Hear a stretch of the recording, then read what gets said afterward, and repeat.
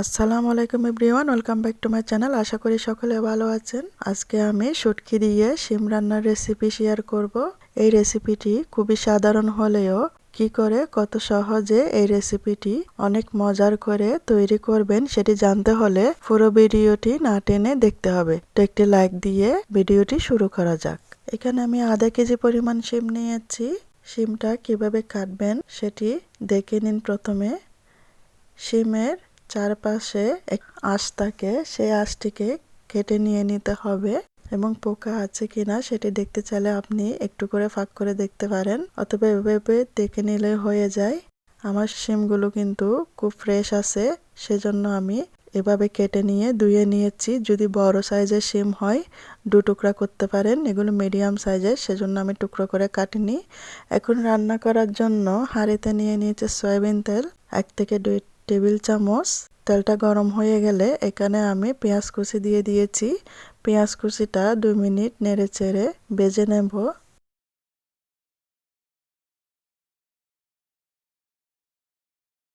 পেঁয়াজ কুচিটা ভাজা হয়ে গেলে এখানে আমি হলুদের গুঁড়া দিয়েছি 2 চা চামচ এবং ধনিয়ার গুঁড়া দিয়েছি 2 চা চামচ, লাল মরিচের গুঁড়া দিয়েছি হাফ টেবিল চামচের মতন। তেলের সাথে মশলাটা কিছুক্ষণ নেড়ে চেড়ে ভেজে নিয়েছি। এখন আমি লবণ দিয়ে দিয়েছি 1 থেকে 2 চা চামচের মতন। পানি দিয়ে দিয়েছি হাফ কাপের মতন। ঢাকা দিয়ে লো আঁচে রেখে দেব 5 মিনিটের মতন। 5 মিনিটের মধ্যে মশলাটা সিদ্ধ হয়ে গেছে। এখন আমি কেটে রাখা শিমগুলো দিয়ে দিয়েছি, মশলার সাথে মিক্স করে নেব।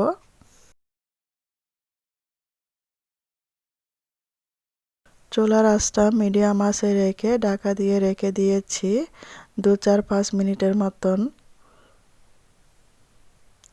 2-4-5 মিনিট পর এখানে আমি লইট্টা শুটকি নিয়েছি। লইট্টা শুটকিগুলো ভালো করে ধুয়ে নিয়েছিলাম।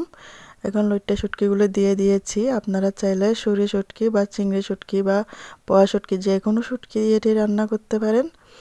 এখন শুটকিটাকেও নেড়ে চেড়ে দিয়েছি। ঢাকা দিয়ে রেখে দেব 2-3 মিনিটের মতন।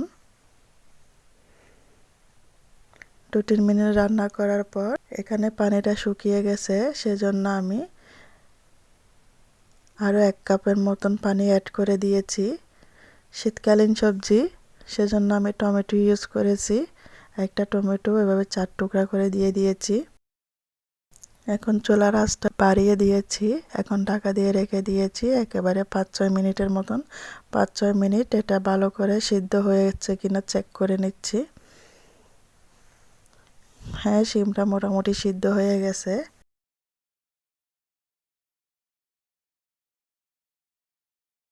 এই পর্যায়ে আমি ধনিয়া পাতা দিয়ে দিয়েছি এবং লবণটা চেক করে নেব। খুব সহজেই শিম রান্নাটা হয়ে গেছে। এখন আমি চুলা থেকে রেসিপিটা নামিয়ে নেব এবং গরম ভাতের সাথে পরিবেশন করা যাবে।